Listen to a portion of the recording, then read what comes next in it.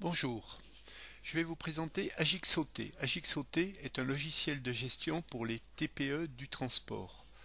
Lorsque l'on exécute Agixoté, on arrive sur le menu principal. Ce menu principal présente une première partie qui concerne la gestion des ordres de transport, c'est-à-dire la possibilité de créer un ordre de transport, de le facturer, d'éditer divers états, et ainsi de suite.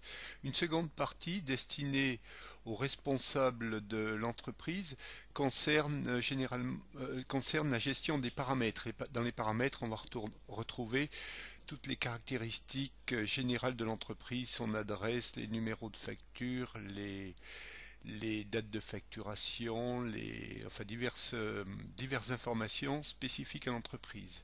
Une autre partie concerne la mise à jour des tables de base, c'est-à-dire les tables clients, les tables fournisseurs, les lieux, expédition et destination, les exploitants, les véhicules, les conducteurs. Une autre partie va concerner les règlements, que ce soit les règlements fournisseurs ou les règlements clients. Enfin, une autre partie concerne des statistiques graphiques et en option, on a la possibilité de gérer les devis transport. Nous allons donc commencer cette démonstration par la gestion des ordres de transport. Le programme qui permet de gérer les ordres de transport nous affiche la liste de l'ensemble des ordres de transport contenus dans notre base de données. On voit que on a une possibilité donc de trier cette liste sur l'ensemble des champs de l'ordre de transport. De base, la liste est triée sur l'ordre de transport dans le sens décroissant. Ce tri permet de retrouver très facilement les ordres de transport sur lesquels on vient de travailler, parce que statistiquement, on a plus de chances de travailler sur un ordre de transport récent plutôt que sur un ordre de transport de plusieurs mois. Ceci étant, vous avez donc la possibilité de trier différemment votre liste. Vous avez également la possibilité d'indiquer si vous souhaitez un tri décroissant ou un tri décroissant. Vous pouvez également filtrer cette liste. Si vous souhaitez ne voir que les ordres de transport qui vous concernent, dans ce cas, vous pouvez utiliser un filtre sur l'exploitant. Vous pouvez également indiquer au système si vous souhaitez les ordres de transport pour telle période à telle période. Lorsque l'on saisit une date, on a un petit calendrier qui s'affiche qui permet de saisir plus facilement la date. On a également la possibilité de filtrer les ordres de transport pour un client, pour un expéditeur, pour un code postal d'expédition, pour une ville d'expédition, pour un destinataire, ainsi de suite. On a également possibilité de filtrer les ordres de transport afin de connaître les ordres de transport facturés, les ordres de transport non facturés, les ordres de transport livrés, les ordres de transport non livrés. J'effectue donc une sélection pour les ordres de transport me concernant. Je clique sur les jumelles. Le système affiche la liste des ordres de transport concernés. De base, j'ai un tri croissant, je peux demander un tri décroissant, ce que je fais. Je reclique à nouveau sur jumelles et mes ordres de transport sont triés de manière décroissante. Un ascenseur vertical me permet de me déplacer à l'intérieur de ma sélection. Un ascenseur horizontal permet de visualiser l'ensemble des données de mon ordre de transport. Pour obtenir le détail d'un ordre de transport, la solution consiste à se positionner sur l'ordre de transport sélectionné et de double-cliquer. En double-cliquant, une fenêtre détail s'ouvre. Dans cette fenêtre détail, je retrouve l'ensemble des caractéristiques de mon ordre de transport. L'ordre de transport est décomposé en plusieurs parties que l'on peut définir comme suit.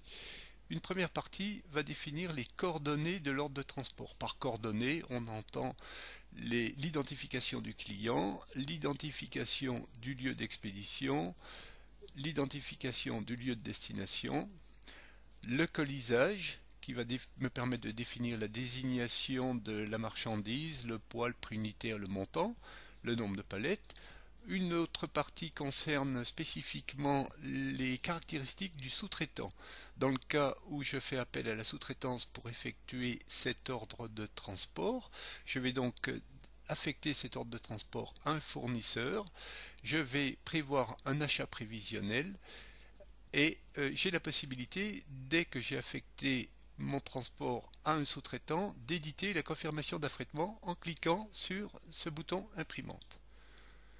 La confirmation d'affrètement s'affiche à l'écran. J'ai possibilité de l'éditer sur l'imprimante ou de l'envoyer par fax.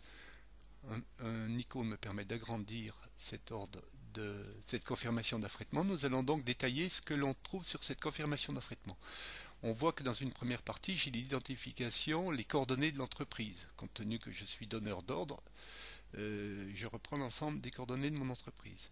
J'ai les coordonnées qui identifient mon fournisseur, mon sous-traitant.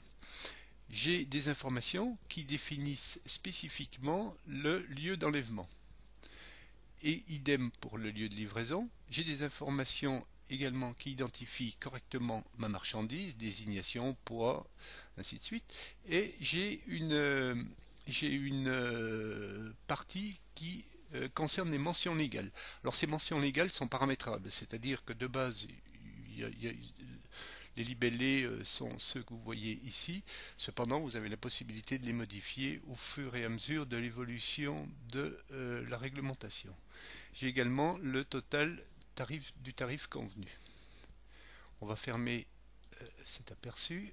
J'ai ensuite, je reviens donc sur mon ordre de transport, j'ai ensuite une information qui concerne les données d'exploitation. Imaginez que je ne fasse pas appel à la sous-traitance, mais que je souhaite traiter cet ordre de transport par mes propres moyens. Dans ce cas, je vais affecter cet ordre de transport à un véhicule et à un conducteur. On retrouve également dans l'ordre de transport la possibilité de saisir des prestations complémentaires. Les prestations complémentaires seront éditées sur la facture. Ça peut être fourniture d'un haillon, ça peut être surtaxe gazoil, des choses comme ça. Ensuite, j'ai des informations spécifiques à l'état de mon ordre de transport. Je vais indiquer s'il est livré, non livré. Je vais indiquer si, enfin plus réellement, ça va être la facturation qui va venir alimenter automatiquement ce champ. Dès lors que je vais facturer un ordre de transport, je pourrai voir sur le détail qu'il a été facturé telle date sur tel numéro de facture. Avec la gestion des règlements clients, lorsque mon client aura réglé la facture, l'ensemble des ordres de transport appartenant à cette facture réglée seront mis à jour en indiquant que la facture est réglée et avec le commentaire que j'ai saisi.